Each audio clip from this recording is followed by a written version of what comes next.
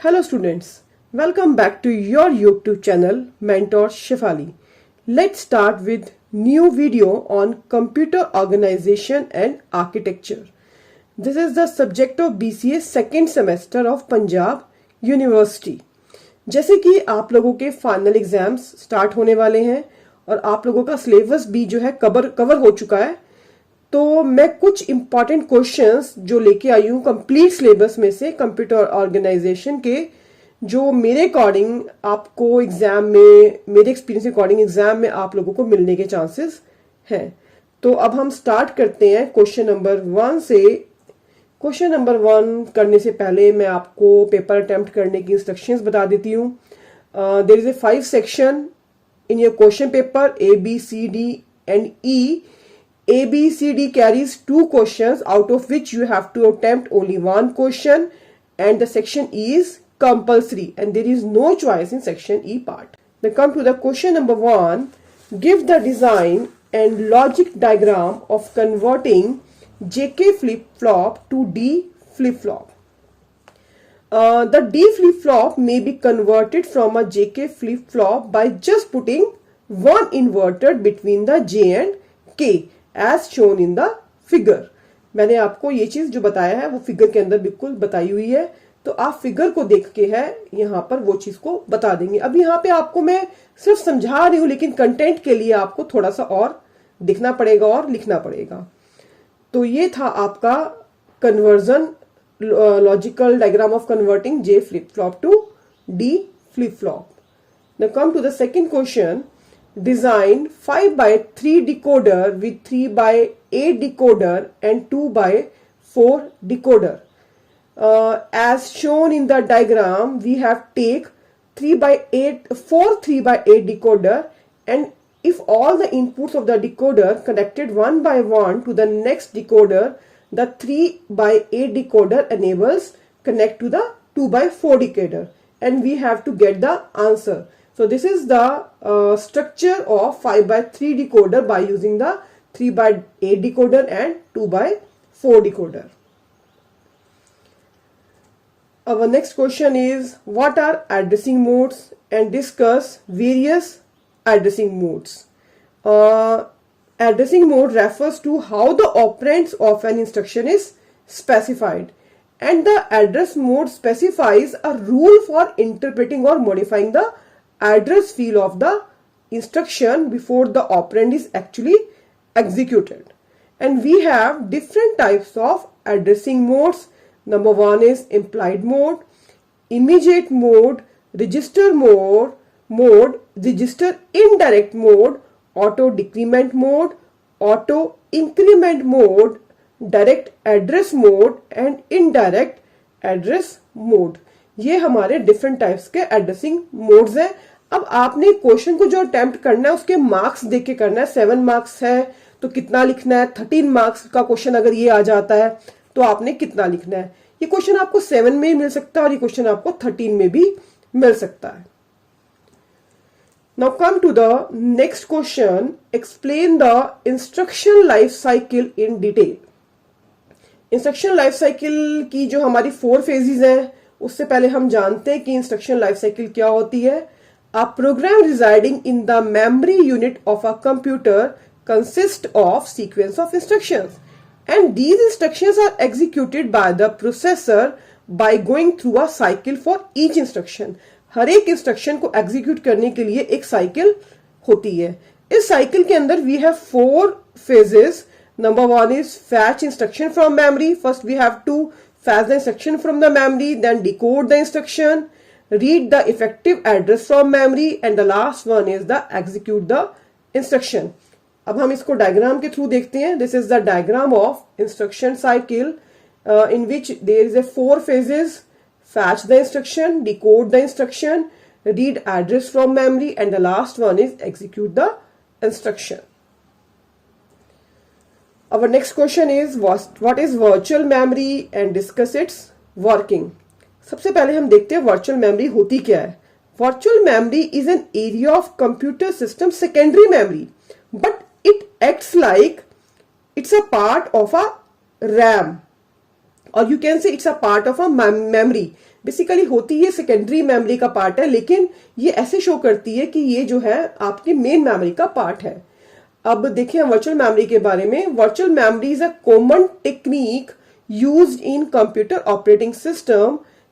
Virtual memory uses both hardware and software to enable a computer to compensate for physical memory shortages, temporarily transferring data from random access memory to the disk storage. This is the diagram of memory mapping. कैसे virtual memory से mapping होके आपका data physical memory में जा रहा है। तो ये diagram अगर आप बनाओगे you will definitely get good marks. Our next question is elaborate various mapping techniques of cache memory. In cache memory, we have different techniques, or you can say 3 type of cache mapping techniques. Number 1 is your direct mapping. Second one is fully associative mapping, and the third one is k-way set associative mapping. अब जो है आप one by one जो है direct mapping को, fully associative mapping को, के वे associative mapping को डिस्कस करोगे। अभी यहाँ पे मैंने इसकी डिटेल नहीं बताई है, लेकिन जो है आप इसकी अलग अलग डिटेल बताओगे। कई बार 1 या 2 मार्क्स में अलग से डायरेक्ट मैपिंग के बारे में या फुली एसोसिएटिव के या के वे सेट एसोसिएटिव मैपिंग के बारे में भी पूछ लिया जाता है, तो आप जो है इसको अच्छे से करोगे। Next question is very important question. Compare 1 pass and 2 pass assembler. This question is very easy. 1 pass assembler is faster than 2 pass because it produces the executable code in a single pass. Because of the simple design, it is easy to write and implement the program on a 1 pass assembler, while due to the complex and sophisticated design, it is not easy in a 2 pass assembler. 1 pass assembler के अंदर हमारा काम एक ही पास के अंदर जो है code execute हो जाता है, और उसका डिजाइन जो होता है सिंपल होता है as comparative to 2 pass assembler. Next question जो हमारा आता है वो है explain various physical components of a computer along with the inspection and diagnostic on PC. This question is very easy. Basically इसमें आपसे उन्होंने कंप्यूटर के फिजिकल कंपोनेंट्स के बारे में पूछा है, और उसको हम कैसे डायग्नोज कर सकते हैं वो चीज हम लोगों से पूछी है। तो यहाँ पे जो है मैं 5 कंपोनेंट्स जो हमारे मेनली यूज होते हैं वो बता रही हूँ। नंबर 1 इज योर मदरबोर्ड, जो कि आपको पता है। CPU that is the central processing unit. GPU that is graphical processing unit, it is also called video card. And the 4th one is RAM, this is random access memory, it is also called volatile memory. And the next one is solid state drive और hard disk drive, जो कि हमारी storage के अंदर आती हैं। तो आप इनकी वही बात है कि आप मार्क्स देखिए, उसके अकॉर्डिंग जो है इनके डिस्क्रिप्शन दे दीजिए। उसके बाद नेक्स्ट क्वेश्चन इसका पार्ट था हमारा along with the inspection and diagnostic on PC. Or diagnostic program, जिसको हम कहते हैं test mode, is an automatic computer program sequence that determine the operational status within the software, hardware or any combination thereof in a component system or the network of system. तो ये था answer आपका इस question का। Next आता है हमारा describe the working of various internal and external cards. अब इंटरनल कार्ड्स क्या हो गए, लाइक आपके एक्सपेंशन कार्ड्स हो गए। तो अब हम इसकी डेफिनेशन देखते हैं। इंटरनल कंपोनेंट्स और you can say cards are devices that are either built into the motherboard of the computer, or you can add as an expansion card or a device attached to the motherboard by a way of ribbon cables. मतलब आप motherboard के ऊपर by default तो internal components के अंदर लगे आते हैं हमारे, जैसे कि रैम होगी। अगर आप रैम को एक्सपेंड करना चाहते हो तो आप रैम को मदरबोर्ड पे अटैच करके उसको एक्सपेंड भी कर सकते हो। इसी तरह आपका ग्राफिक कार्ड हो गया, वो भी आपका किसका एग्जांपल हो जाएगा, आपका इंटरनल कार्ड का। तो सेकंड बात करते हैं हम एक्सटर्नल कार्ड्स की। एक्सटर्नल कार्ड्स और you can say external devices, external components are added to the computer system by plugging them into one of the ports on the back of the computer, जो आपके USB port के अंदर लग जाता है। जैसे कि आप लोगों का पेन ड्राइव, कीबोर्ड, माउस, ये सब एक्सटर्नल डिवाइसेस हैं जो कि हम कंप्यूटर के अंदर प्लग इन करके अटैच कर सकते हैं। नेक्स्ट क्वेश्चन आता है हमारा, define registers and its types. Registers क्या है? Registers are the type of computer memory used to quickly accept, store and transfer data and instruction that are being used immediately by the CPU, and registers are very much close to the CPU. The registers used by the CPU are often termed as processor register, and we have different types of registers in computer organization. Number one is AC, that is accumulator, DR data registers, AR address registers, PC program counter, MDR memory data registers, IR index register, MBR memory buffer registers. अब exam में जो है ये complete question भी आ जाता है और आपसे रजिस्टर्स कोई भी एक या दो, 1 या 2 मार्क्स में भी पूछा जा सकता है, तो उसी अकॉर्डिंग का आंसर जो है आप वहां पे बताओगे। नेक्स्ट क्वेश्चन हमारा आता है, what is interrupt, discuss its types and interrupt life cycle and interrupt cycle with flow chart. अब देखो एक ही पेज में मैंने इसका आंसर आपको डिस्क्राइब कर दिया डायग्राम के थ्रू। सबसे पहले हम बात करते हैं कि इंटरप्ट होता क्या है। When a process is executed by the CPU and when a user request for another process, then this will create a disturbance for the running process. This is called interrupt. ये हमारी interrupt हो गई। And we have 3 types of interrupt. Number 1 is your internal interrupt, second one is your software interrupt, and the third one is your external interrupt. These are the types of the interrupt, and this is the flow chart of the interrupt cycle. First step is start, then fetch the next instruction, then execute the instruction. उसके बाद हमारा check for interrupt, process interrupt. अगर हमारी interrupt आ गई, again जो है आप देख सकते हो वापस कहाँ चला गया, fetch cycle पे, और ये cycle जो है हमारी चलती जा रही है, जो कि हमारी रुक नहीं रही है। तो ये हमारी हो गई इंटरप्ट। अगर हम लोगों को इसको रोकना है तो लास्ट में आके हमारी हो जाती है साइकिल के अंदर हॉल्ट, जहां वहां पे हमारा काम जो है इंटरप्ट का रुक जाता है और हमारी एग्जीक्यूशन नहीं होती है प्रोग्राम की। तो this is the answer of what is interrupt, types and the interrupt cycle with flow chart. आप इसका डायग्राम जरूर बना के आओगे। अगर आपके पास व्हाट इज इंटरप्ट आता है तब भी अगर आप इसका डायग्राम बना देते हो तो भी आप लोगों को काफी अच्छा इसके अंदर स्कोर मिल जाएगा और डायग्राम भी बहुत इजी और जल्दी बन जाएगा। नेक्स्ट क्वेश्चन हमारे पास आता है, explain the working of associate memory with diagram. सबसे पहले हम जानते हैं कि एसोसिएट मेमोरी क्या होती है। Associative memory is also known as content addressable memory, जिसको हम कैम भी बोलते हैं, और another name is associative storage और एसोसिएटिव एरे।